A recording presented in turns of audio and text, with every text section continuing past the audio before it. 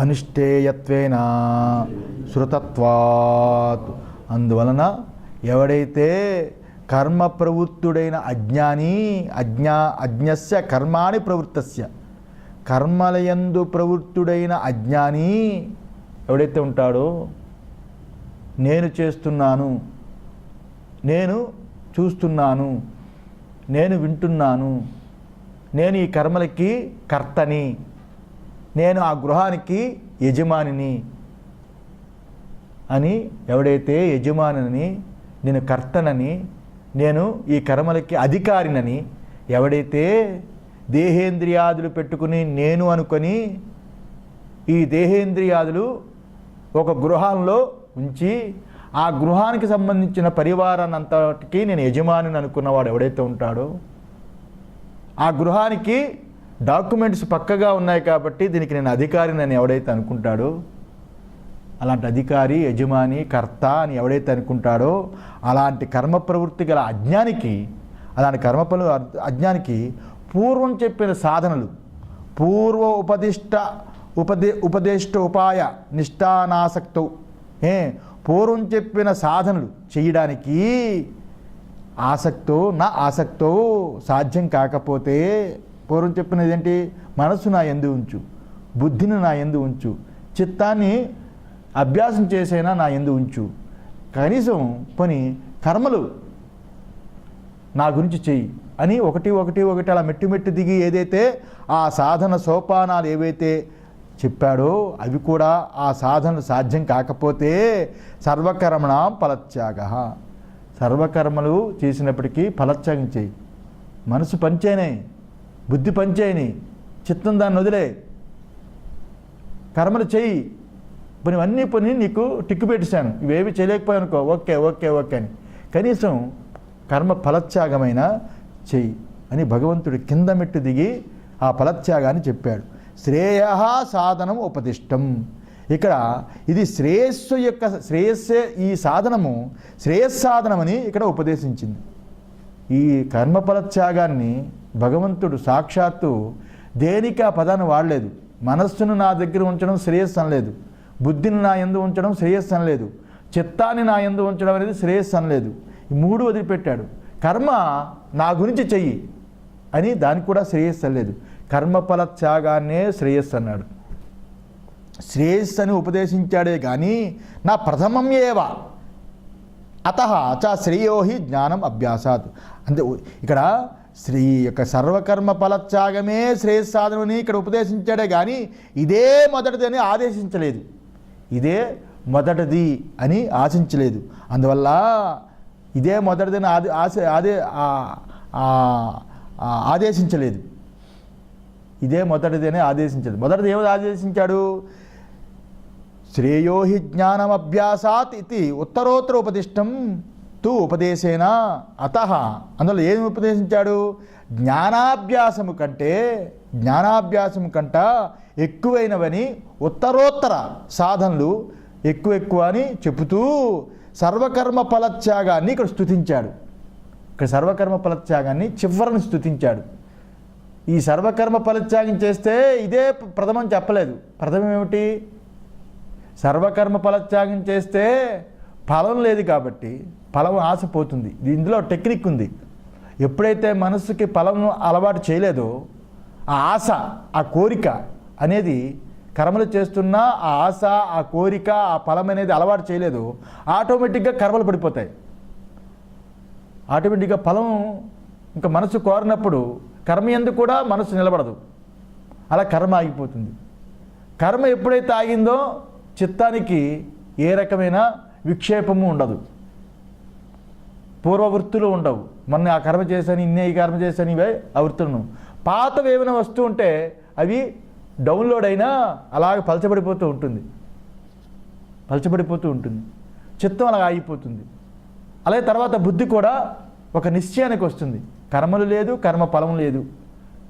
బుద్ధి స్వచ్ఛంగా నిశ్చయాత్మకమైన సరి అయిన నిర్ణయంతో ఉంటుంది. నిర్ణయంతో ఉన్నప్పుడు ఇంకా బుద్ధి ఒక నిర్ణయానికి వచ్చింది, ఫలం యొక్క ఆశ లేదు, కర్మ పడిపోయింది, చిత్తమేమో ఏవి కూడా ఆవృత్తి చేయటం లేదు. ఇన్ని జరిగినప్పుడు మనసుకు కూడా ఏ సంకల్పము రాదు. కొత్త కర్మలు చేయాలని, ఫలాలను ఆశించాలని, ఫలాలను పొందాలని సంకల్పము వికల్పం రాదు. కింద నుంచి తీసుకున్న మనస్సు ఉత్తరోత్తర, కింద నుంచి తీసుకున్న మనస్సు వరకు సాధన అయిపోతుంది. పైనుంచి వచ్చిన ఫలత్యాగంతో ఎండింగ్ అయిపోతుంది, జ్ఞాని అయిపోతాడు అని ఇక్కడ ఉత్తరోత్తర సాధన ఏదైతే ఉందో ఉత్తరోత్తర విశిష్ట ఉపదేశేన, ఒకదానికొకటి విశిష్టమైన ఉపదేశం చెబుతూ సర్వకర్మ ఫలత్యాగ స్తూయతే, కర్మఫలత్యాగాన్ని ఇక్కడ స్తుతించాడు. అందువల్ల సంపన్న సాధన అనుష్ఠాన ఆసక్తో అనుష్ఠాయత్వేన శృతత్వాత్, ఎందుకంటే ఉత్తమమైన సాధన చేయడానికి శక్తి లేకపోతే పైనుంచి నువ్వు రాలేకపోతే కింద నుంచి పైకి వెళ్ళిపో అని అర్థం. ఇది చాలా సులువు, ఇక్కడ కింద నుంచి స్టార్ట్ చేయి. అందువల్ల ఉత్తమమైన సాధన చేయడానికి శక్తి లేకపోతే దీనినైనా చెయ్యని ఈ శృతిలో కూడా చెప్పింది. శృతత్వాత్ శృతిలో కూడా చెప్పింది, వినబడుతున్నది అని, వినబడుతున్నది అని అర్థం. అంతే కదా, వినబడుతున్నది. కేన సాధర్మ్యేణ స్తుతి, ఇది కేన సాధర్మ్యేణ స్తుతి, ఏ పోలిక చూసుకొని ఇక్కడ ఇది స్తుతించింది. ఏదైనా ఒక పోలిక, పోలిక అంటే అర్థమవుతుంది కదా, ఏదో ఒక పోలిక, దానిలాంటి ఒక ఉదాహరణ, దానిలాంటి మనకి ఒక ఇది మనకి చెప్పండి అని అంటున్నాడు. కేన సాధర్మ్యేణ స్తుతి అని అంటే యదా సర్వే ప్రముచ్యతే, కఠ ఉపనిషత్తు 6:14, ఎప్పుడు ఈ యొక్క హృదయంలో సర్వ కామములు విడిపోతాయో సదా సర్వే ప్రముచ్యంతే బహువచనం, యదా సర్వే ప్రముచ్యంతే, సర్వే అని వాడాడు కదా, ప్రముచ్యంతే, ఎప్పుడైతే సర్వ కామనలు సమస్త కోరికలు ఈ హృదయంలో విడిపోతాయో అని దాని తర్వాత వస్తుంది. అలాంటి ఎప్పుడైతే ఈ హృదయంలో సర్వ కోరికలు విడిపోతాయో విడిపోయిన ఆ మర్త్యుడు అమృతుడైపోతాడు అని అక్కడ, అమృతుడైపోతాడు అని అక్కడ వాక్యం. కఠోపనిషత్తు 2:3-14 ఇది సర్వకామ ప్రహరణాత్ అమృతత్వం ఉక్తం తత్పరిసిద్ధం అని, ఎప్పుడైతే హృదయాల్లో సర్వ కోరికలు విడిపోతాయో అలాంటి వాడు మర్త్యుడు అమృతుడవుతాడని, సర్వ కామాలు నివృత్తైన వాడు, సమస్త కోరికలు నివృత్తైన వాడు, కోరికలు తొలగిపోయిన వాడు ఎవడైతే ఉన్నాడో, కోరికలు వదిలిపెట్టిన వాడని అర్థం. కోరికలు తీరే వరకు అనుకోకండి, మళ్ళా కోరికలు తీరినవాడు అంటే కోరికలు వదిలిపెట్టినవాడు, కోరికలు తొలగిపోయినవాడు ఎవడైతే ఉంటాడో అలాంటి వాడు అమృతత్వం ఉక్తం, అమృతత్వ ప్రాప్తని ఇక్కడ శృతి చెప్పింది. తత్ ప్రసిద్ధం, శృతి చెప్పింది అది ప్రసిద్ధమై ఉన్నది, శృతి ప్రసిద్ధమై ఉన్నది. కామాహ చ సర్వే సర్వే శ్రౌత స్మార్త సర్వకర్మణాం ఫలాని, కామములన్నీ కోరికలన్నీ శ్రౌత స్మార్త సర్వ కర్మల యొక్క ఫలాలే. శ్రౌత కర్మలు కోరికలే, స్మార్త కర్మలు కోరికలే, అవి ఫలాలిచ్చేవే, ఫలాలిచ్చేవి. ఏది కూడా ఫలానివ్వది. షోడశ కర్మలు ఫలానిచ్చేవే, జాతకర్మ నుంచి అంత్యేష్టి వరకు, జాతకర్మ నుంచి అంత్యేష్టి వరకు ఏవైతే ఉన్నాయో షోడశ కర్మలు ఫలాన్ని ఇచ్చేవే. ఆ రకంగాన శ్రౌత కర్మలు ఆధానం మొదలుకొని పౌండరీకము ఇత్యాదులు ఏవైతే ఉన్నాయో, సోమయాగాదులు ఇవేవైతే ఉన్నాయో శ్రౌత కర్మలన్నీ కూడా ఫలాన్ని ఇచ్చేవి, కోరికలు కలిగించేవి. కామాహ చ సర్వే శ్రౌత స్మార్త కర్మాణం ఫలాని తత్యాగే చ విదుషో జ్ఞాననిష్టస్య అనంతరా ఏవ శాంతి ఇతి. వాటిని ఎవడైతే వదిలిపెడతాడో, శంకరాచార్య డైరెక్ట్ అయిపోయాడు, ఫలాన్ని ఎవడైతే వదిలిపెడతాడో ముందు చెప్పాడు. ఇప్పుడు నర్మగర్భంగా ఆ శ్రౌత స్మార్త సర్వ కర్మలు ఎవడైతే వదిలిపెడతాడో తత్యాగేచ, దాన్ని ఎవడైతే వదిలిపెడతాడో విదుష జ్ఞాని, వదిలిపెట్టిన జ్ఞాని జ్ఞాననిష్టస్య జ్ఞాననిష్ట కలిగి ఉండడం చేత అనంతర ఏవ శాంతి ఇది జ్ఞాననిష్ట కలిగిన వెంటనే జ్ఞాననిష్ట కలిగిన ఇక్కడ అనంతరం అంటే తరువాత ఎప్పుడో అని అనకూడదు. జ్ఞాననిష్ట కలిగిన వెంటనే అనంతర ఏవ అని వాడాడు కదా, జ్ఞాననిష్ట కలిగిన వెంటనే శాంతిని పొందుతాడు. అది కూడా ప్రసిద్ధమై ఉన్నది అని చెప్తున్నాడు. అది కూడా ప్రసిద్ధమై ఉన్నది. నిజమైన జ్ఞానం చూస్తే వాళ్ళ ముఖంలో కళకళలు ఆడిపోతూ ఉంటుంది, హాయిగా ప్రశాంతంగా కనిపిస్తుంది. వేవరంగా ఉన్న స్వాములు చూస్తే ఇంతేనా మనకంటే మనమే బాగున్నాం అనిపిస్తుంది. దేశంలో వాళ్ళే కనిపిస్తూ ఉంటారు. కాశీలో కానీ ఋషికేశ్లో కానీ చేతిలో కమండలం క్యారేజీ ఉంటుంది, ఇటుపక్క దండవం గొడుగో ఏదో ఒకటి ఉంటుంది, పరిగెడుతూ ఉంటారు బండారాలు. వాళ్ళు చూడకూడదు. హాయిగా ప్రశాంతంగా ఉన్న జ్ఞానులు అక్కడక్కడ ఉంటారు. వాళ్ళు చూస్తే మనకు శాంతి కలుగుతుంది. వాడిని ఏ ప్రశ్న నుంచి బుద్ధి అయ్యదు, వాడిని చూస్తేనే మనకు శాంతి కలుగుతుంది. అలాంటి శాంతి ఇది ప్రసిద్ధం. సర్వకామత్యాగ సామాన్యం అజ్ఞకర్మ ఫలత్యాగస్య అస్తి ఇది తస్సామాన్యాత్ సర్వకర్మ ఫలత్యాగ స్తుతి ఇయం ప్రరోచనార్థ. ఏం శాస్త్రి బాగుందా? శ్రౌత స్మార్త సర్వకర్మలు ఫలం ఏవా, ఫలాలని చెప్పాడు. శ్రౌత స్మార్త కర్మలే కాదు, లౌకిక వైదిక సర్వకర్మలు, సర్వాన్ని వాడింది లౌకిక కర్మలు కూడా. ఏ కర్మలు చేసినా అన్నీ అవి ఫలాలతో కూడుకునే. ఆ సర్వకర్మ ఫలత్యాగం ఎవడైతే చేస్తాడో వాడు విదుష, వాడు జ్ఞాననిష్ట ఏవ, జ్ఞాననిష్టం ఎందే ఉంటాడు. శాంతిని ఆ సమకాలంలోనే పొందుతాడని చెప్పి అలాంటి సర్వకర్మత్యాగ సామాన్యాత్, అలాంటి సర్వకామనలు సర్వ కోరికలు ఎవడైతే వదిలిపెడతాడో అదే ఇక్కడ పోలిక అని చెప్తున్నాడు. ఏమిటి పోలిక అని అడిగాడు కదా, ఆ విదుషుని చూడు, ఆ జ్ఞాని ఫలాన్ని వదిలిపెట్టాడు, కర్మని వదిలిపెట్టాడు. శ్రౌత స్మాత సర్వకర్మలు ఇవి కోరికలకి గుర్రాలే, ఫలాలు ఇచ్చేవే అని తెలుసుకుని ఆ మహానుభావుడు ఎవడైతే ఉన్నాడో సర్వకర్మలు ఫలాన్ని అన్నిటినీ వదిలిపెట్టి ప్రశాంతంగా ఉన్నాడు జ్ఞానం చేత, జ్ఞాననిష్టలు. వాడే పోలిక. గృహస్థుడైన నీకు కర్మ వదిలిపెట్టలేకపోతే జ్ఞానం ఉంది కాబట్టి, గృహస్థుడిగా ఉన్నా కర్మను వదిలిపెట్టలేకపోతే ఫలాన్ని పూర్తిగా వదిలిపెట్టు. వాడు పొందే ఏ శాంతి అవుతుందో ఆ పోలికతోటి నీకు అలాంటి శాంతి దొరుకుతుంది. ఆ జ్ఞానే నీకు పోలిక అని అర్థం. అర్థమైందా? అంతే కదా, అర్థమైంది కదా. అతనే నీకు పోలిక. సర్వకర్మత్యాగ సామాన్యాత్ అజ్ఞ కర్మ ఫలత్యాగస్య అస్తి. ఈ సర్వకర్మాలని వదిలిపెట్టి ఎవడైతే ఆ జ్ఞాని ఉన్నాడో వాడి పోలికే అజ్ఞాని చేసే కర్మ ఫలత్యాగానికి ఉంది అని, ఆ పోలికే ఉంది అని. తత్సామాన్యాత్ సర్వకర్మ ఫలత్యాగ స్తుతి.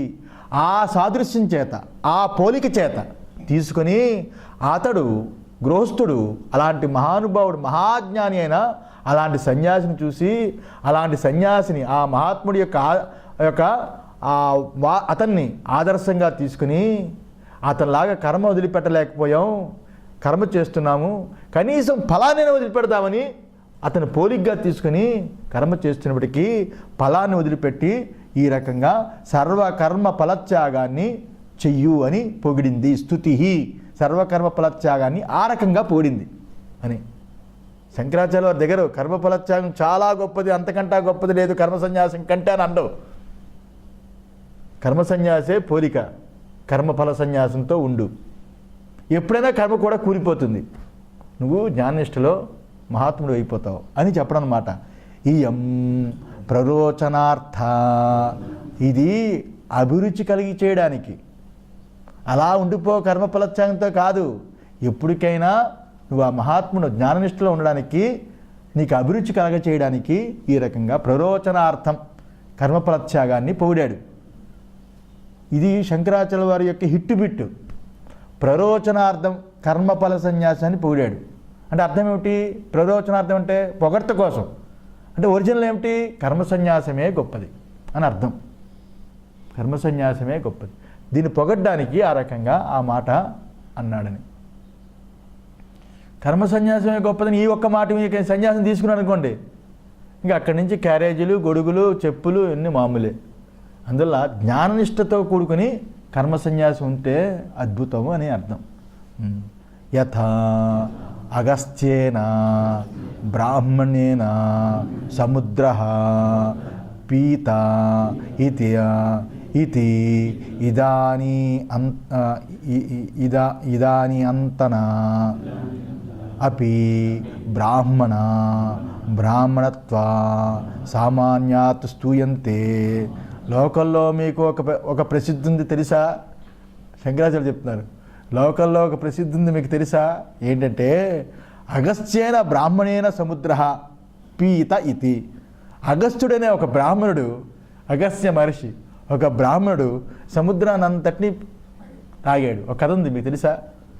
ఆయనకి సముద్రం అంతా కూడా తాగేశాడు కోపం వచ్చి. ఆ కథ తర్వాత చెప్తాను. అగస్త్యుడు అనే ఒక మహర్షి సముద్రం మీద కోపం వచ్చి సముద్రం అంతా తాగేశాడు.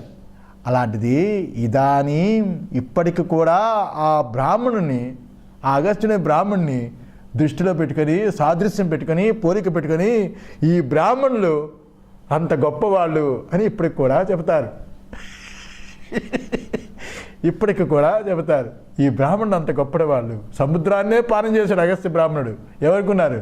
బ్రాహ్మణుడు అంత గొప్పవాళ్ళు అని ఇప్పటికి కూడా ఆ బ్రాహ్మణుడు బ్రాహ్మణ్యాన్ని యొక్క పోలిక ఉండడం చేత వారు ఏ రకంగా పోడుతున్నారో ఆ రకంగానే ఇక్కడ ఈ కర్మఫల త్యాగాన్ని ఆ రకంగా పోడుతున్నారు. కర్మఫల త్యాగం అంటే మాటలా, ఆ మహాత్ముడు మహనీయుడు ఎంత బాగున్నాడు ఆ కర్మ సన్యాసం చేసిన జ్ఞాననిష్టలో.